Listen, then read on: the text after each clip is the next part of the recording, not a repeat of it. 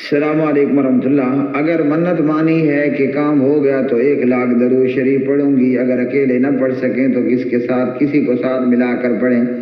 آپ کو کس نے کہا تھا کہ آپ 1,00,000 اور 1,00,00,000 کی منت مانو؟ اب مانی ہے تو پوری بھی کرو، اور کوئی بھی آپ کا ساتھ نہیں دے سکتا۔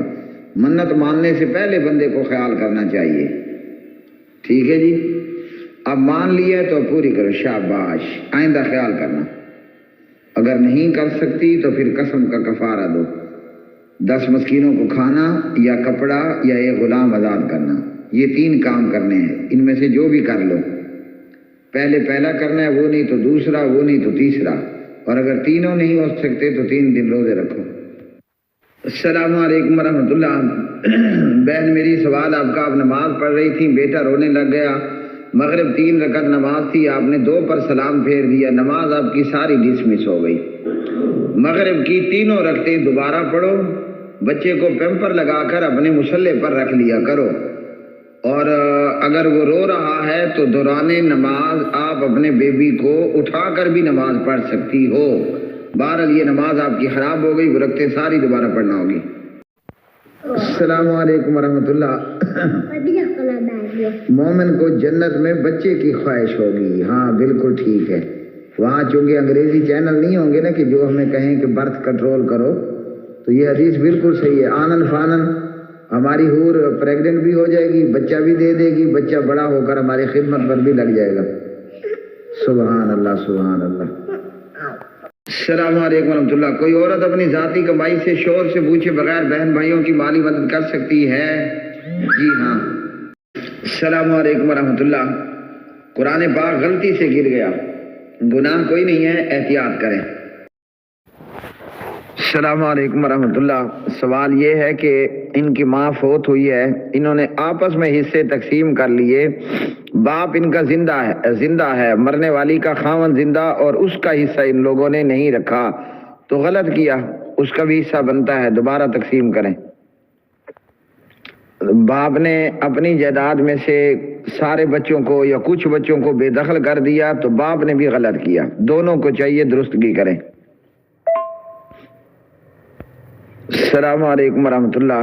40 افراد درست ہے، لیکن اتنا یاد رکھو کہ جس کا جنازہ پڑھ رہے ہو نا وہ مسلمان بھی ہو، مشرک نہ ہو، بے نمازی نہ ہو، تو تب اس کی بخشش ہوگی، ورنہ بندہ بے نمازی ہے تو 40 کی بجائے 40 کروڑ بھی پڑھ لیں تو کوئی فائدہ نہیں۔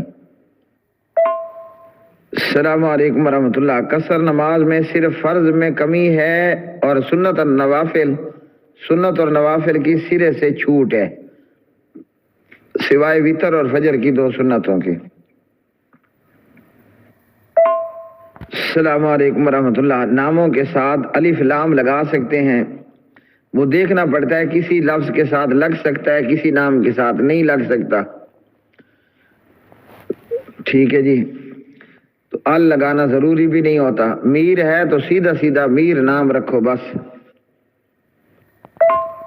السلام علیکم ورحمۃ اللہ۔ میری بہن جی عائشہ، آپ کے لیے بھی وہی جواب ہے جو ان کے لیے جواب دیا تھا، چھت سے بہتر ہے کمرے کے اندر آ جاؤ۔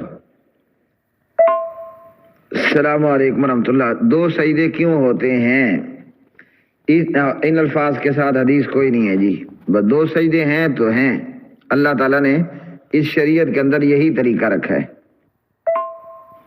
السلام علیکم ورحمۃ اللہ۔ صبح شام 7 مرتبہ حسبی اللہ، ٹھیک ہے، وہ بھی درست ہے، اور اگر کوئی کسی اور ٹائم پڑھنا بتا دے تو اس میں بھی کوئی حرج نہیں ہے، وظیفہ ٹھیک ہونا چاہیے، گنتی کم اور زیادہ بتا دے پھر بھی کوئی حرج نہیں۔ السلام علیکم ورحمۃ اللہ۔ سوال ہے کہ دعا کا اختتام اللہ کی حمد پر اور درود پر، ٹھیک ہے، درست ہے، اچھی بات ہے۔ السلام علیکم ورحمۃ اللہ۔ زکوٰۃ کے پیسے پانی کی مد میں غریب فقیر کو دے سکتے ہیں یا کنواں لگوا کر دے سکتے ہیں؟ جی ہاں، فقیروں مسکینوں کا کنواں، نلکا، پمپ لگوا سکتے ہیں۔ السلام علیکم ورحمۃ اللہ۔ بہن میری سوال آپ کا، جب سے آپ نے ہوش سنبھالا ہے آپ کو بتایا گیا عشاء کی 17 رکعتیں ہوتی ہیں، تو جنہوں نے بتایا تھا انہیں خود بھی غلط فہمی لگی تھی عشاء کی 17 رکھتے نہیں ہیں. عشاء کی رکھتے ہیں 4 فرض اور 2 سنت مؤکدہ. 4 اور 2 کتنے ہوتے ہیں؟ 17. 4 اور 2 ہو گئے 6. تو یہ ٹوٹل عشاء کی 6 رکھتے ہیں بس. وطر ویسے رات کی نماز ہے. عشاء کے ساتھ بندہ پڑھ لیتا ہے کہ رات میں اگر آنکھ نہ کھلے تو یہ نماز قضا نہ ہو جائے. اپنی مرضی کے ساتھ آپ 17 کی بجائے 36 رکھتے پڑھنا چاہیں سو بسم اللہ. لیکن عشاء کی جو شریعت نے نماز مقرر کی ہے وہ فقط 6 رکھتے ہیں.